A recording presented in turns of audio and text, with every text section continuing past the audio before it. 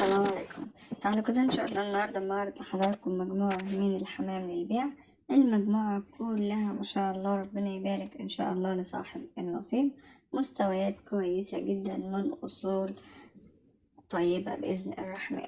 وهبدأ مع حضراتكم مع الحمام الكنج. عندي ان شاء الله يعني التصوير بصراحة مش أحسن حاجة، مستوى الحمام أحسن من اللي موجود في الصورة. حاولت على قد ما أقدر لأن أنا بصراحة في موضوع التصوير يعني مش أحسن حاجة، وكاميرا الموبايل عندي مش حلوة.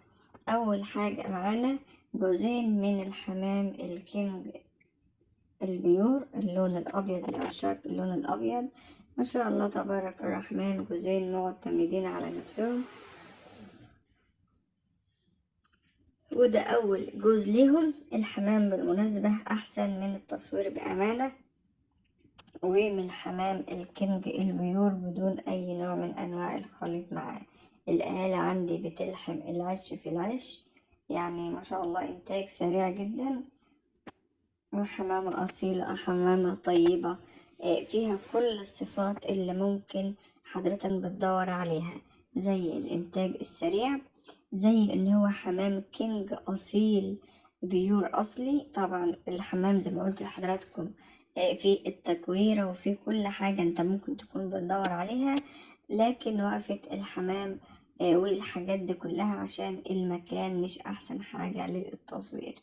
لكن الحمام مستويات كويسة من الحمام. الرقبة اللي هي الطويلة والرجلين الطويلة، حجم وصحة وكمان إنتاج للأهالي، مفيش أحسن من كده. طبعا أنا ما حاولتش إن أنا أعمل يعني تصوير تاني، قلت هو يبقى على الطبيعة للناس اللي حابة تاخد إن شاء الله.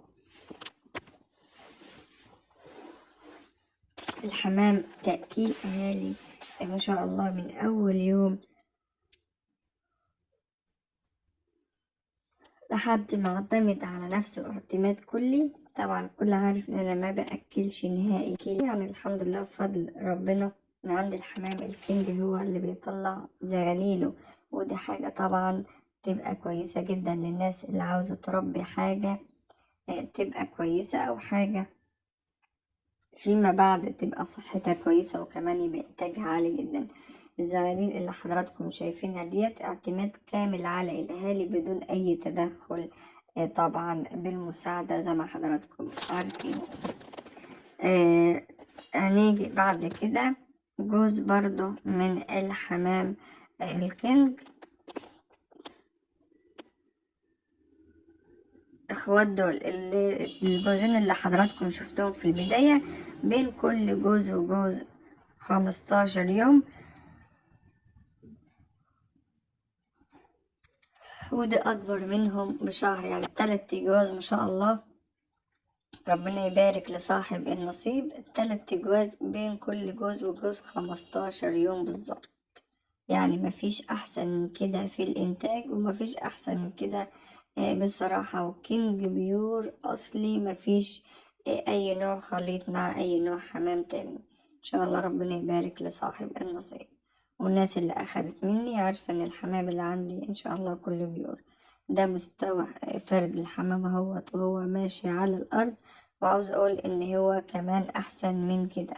تصوير عندي يعني أنا ما بعرفش أتقن التصوير قد كده. الحمام كله لسه صغير في السن، لسه إن شاء الله يعني لما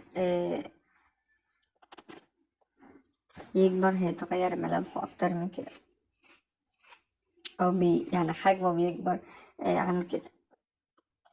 برضو الجزء اللي معانا ثاني جزء من الحمام الكينج.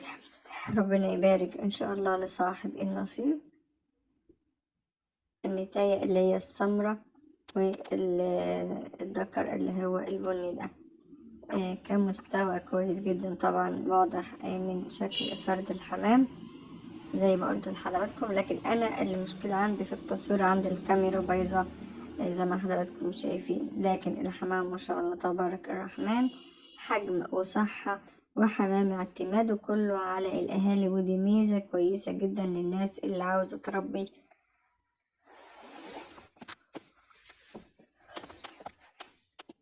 حاجات تبقى كويسة.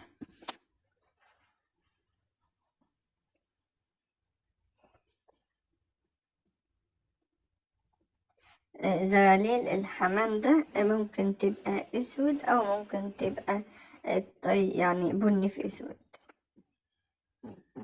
يعني ممكن تاخد من الاهالي، ممكن تاخد من النتايات. طب الجزء اللي بعد كده جوز النتاية اللي هي السيلفر، والذكر اللي هو البني ده. جوز ما شاء الله تبارك الرحمن، ربنا يبارك صاحب النصيب. حجمهم كويس جدا كشكل أو كتكويرة للناس اللي بتحب تكويرة الحمام الكنج، سواء كان الذكر أو كمان النتاية.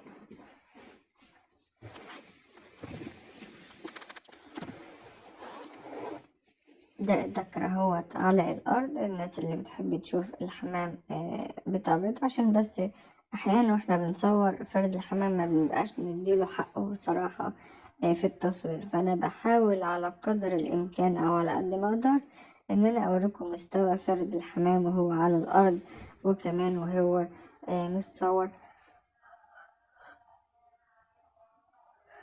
في مكانه.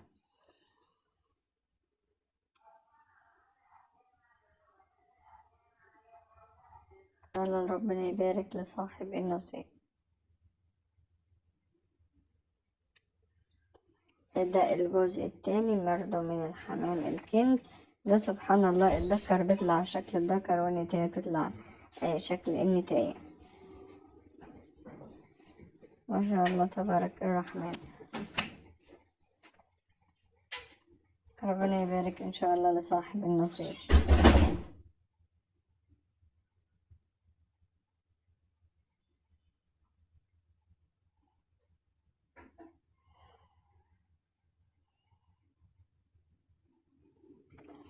مجموعة من الحمام بصراحة فوق الممتازة، مجموعة كويسة، مجموعة كلها صغيرة في السن، ودي حاجة تميز الحمام ده طبعا.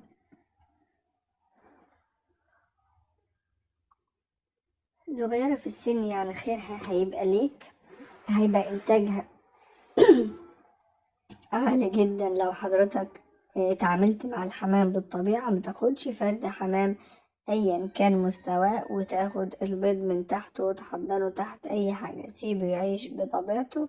والله هتلاقي الزغلول لسه اصلا معتمد اعتماد كامل على الاهالي، وهتلاقي الاهالي ما شاء الله باضين جنبه. عاوز تزود عندك الانتاج، سيب الحمام يأكل يرقد على البيض، وبعد كده يأكل زغاليله. هتلاقي ما شاء الله تبارك الرحمن الحمام صحته كويسة وإنتاجه عالي جدا، لأن الحمام اللي بيأكل الزغال بتاعته دايما بيكون صحته كويسة، ودايما بيكون إنتاجه عالي جدا. ربنا يبارك إن شاء الله لصاحب النصيب.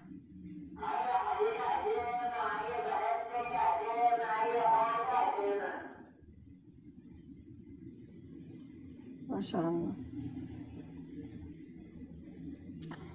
ده جزء تاني برضو من الزغاليل الحمام الكينج، مستواهم برضو أحسن من التصوير بأمانة.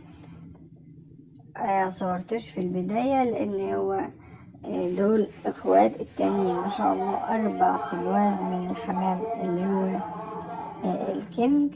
اللي عاوز ياخدهم يبقوا زي مشروع مع بعض، هيبقوا ممتازين بصراحة. انتاج سريع وحمام اصول طيبة وشكله احسن من التصوير كمان.